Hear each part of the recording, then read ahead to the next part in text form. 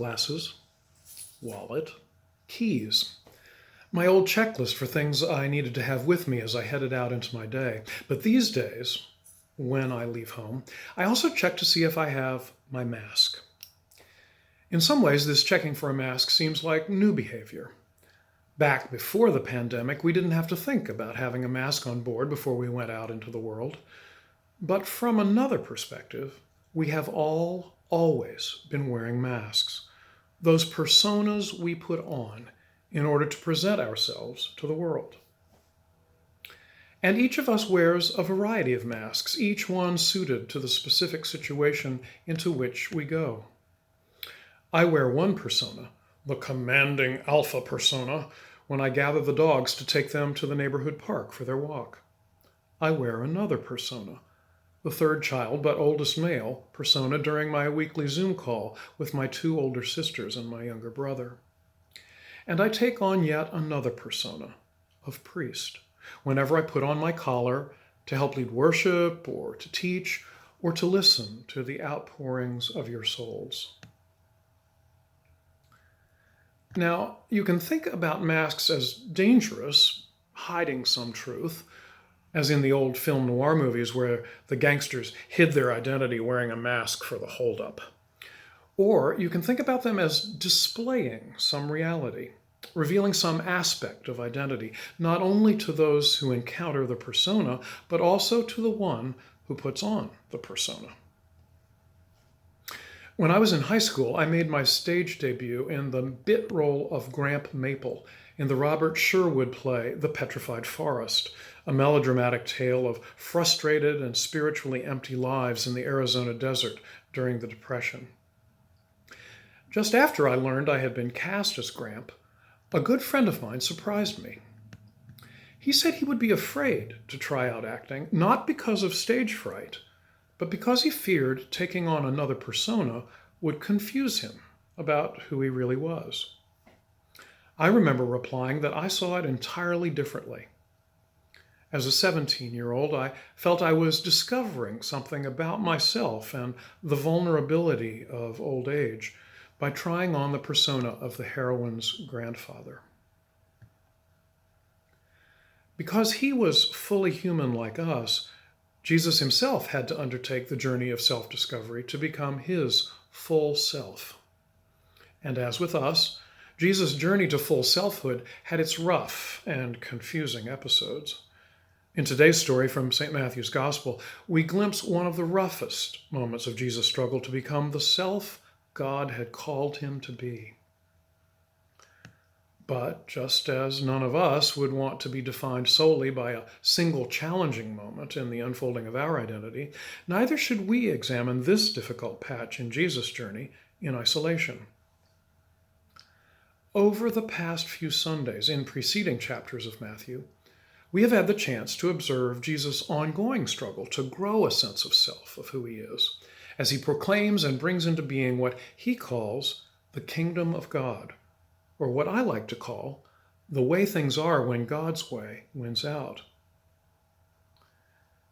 Back in chapter 13, we heard Jesus craft stories about God's surprises, the mysteries of God's ways. God's way in seeds that die and seeds that grow abundantly. God's way as having a role for weeds amongst wheat.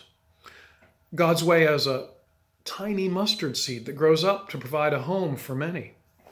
God's way as being like yeast that causes transformative change in a lot of flour. God's way as like a treasure hidden in a field, like a pearl of precious value, with room for good and bad fish. What if each of these stories shows Jesus trying on a different persona?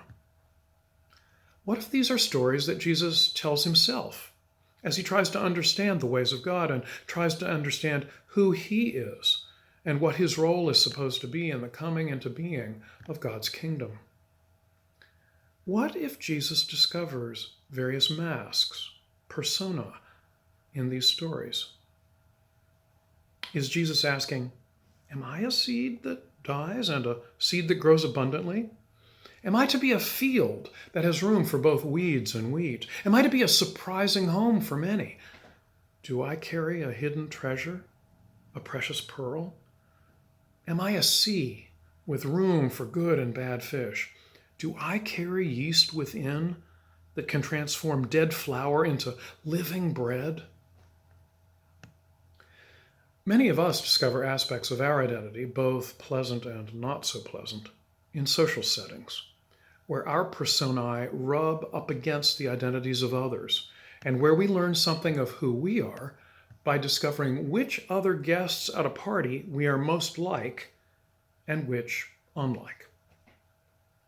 In two contrasting feasts in Matthew chapter 14, more of who Jesus is gets unmasked, and the shape of his identity and its various masks get revealed to us.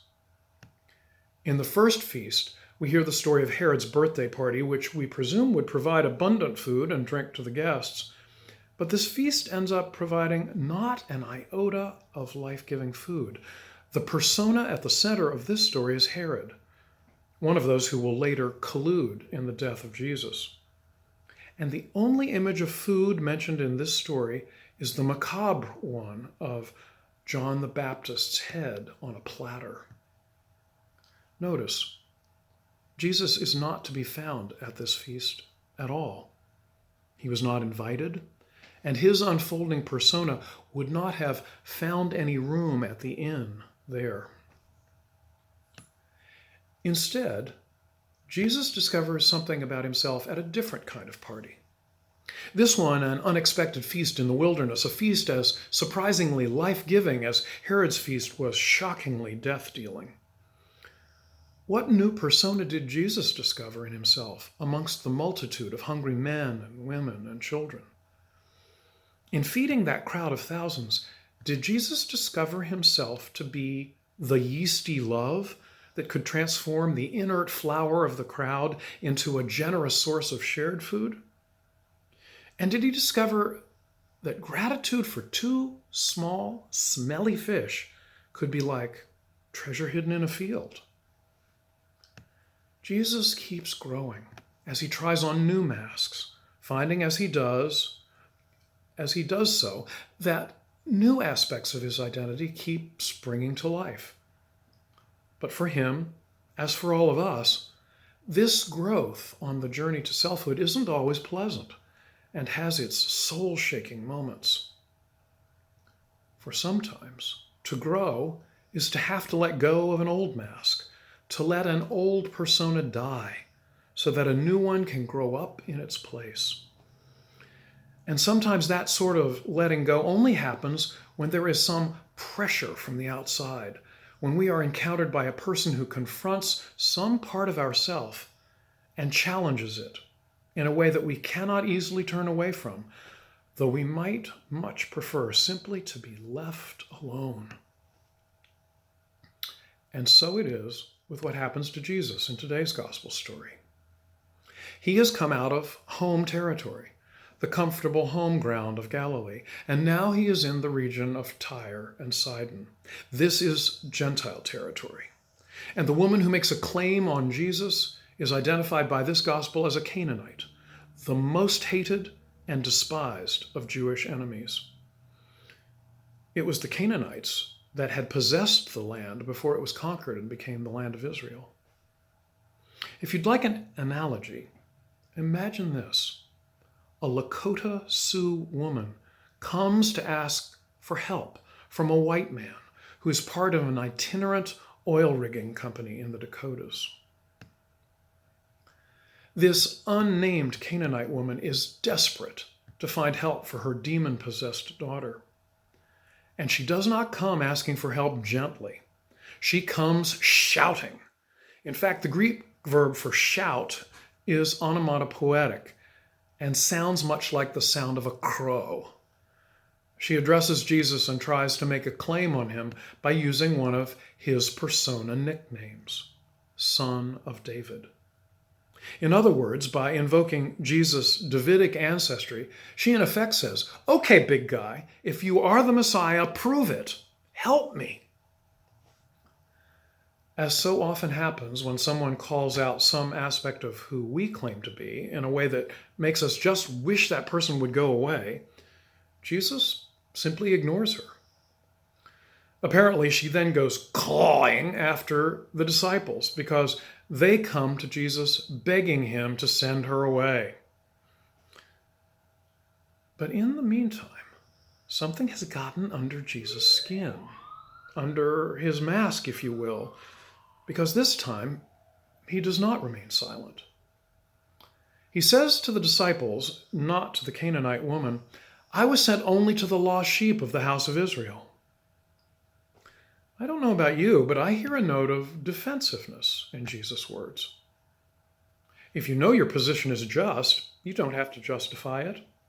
So I'm hearing Jesus' defensiveness, his self-justification, as a sign that his self-perception that he is to be the Messiah only for Jews, that persona is beginning to get a bit wobbly.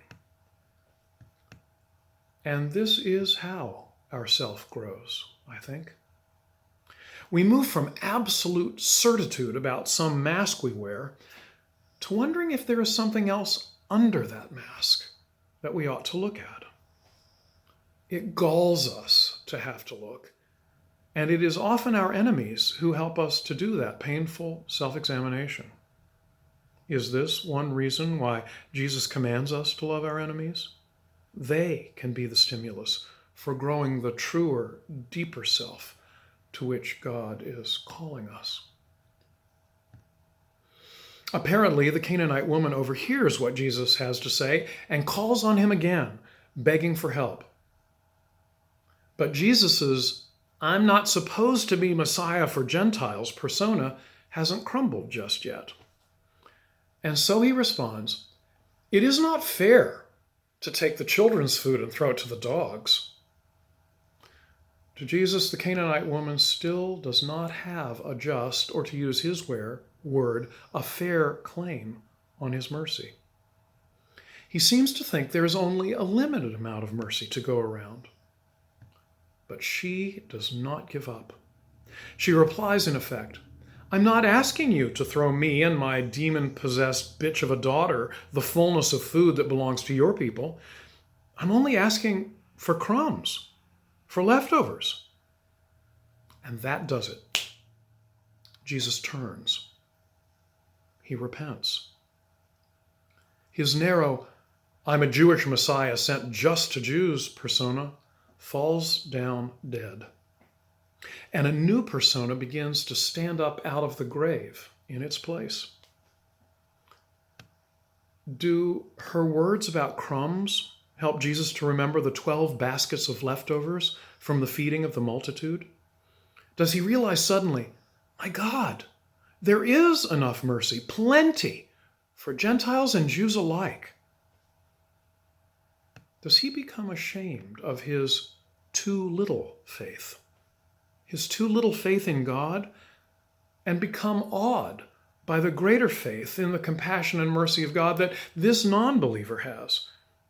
And does that strip away his "I'm a good Jew and the Messiah to boot" persona and the feeble faith that has gone with it? Has she become, in effect, his spiritual director, challenging him to a deeper faith and deeper self-understanding than he has ever had before? Apparently so. For in just a few verses, Jesus' self-perception of what sort of Messiah he is to be keeps growing, sloughing off the old messianic persona like a dead snakeskin when he proclaims to the disciples a wholly new messianic vision, that the Messiah must undergo great suffering, be killed, and be raised from the dead. Could we say it is the Canaanite woman who spurs on Jesus to new depths of humility and vision, to realize the new persona he has not seen before?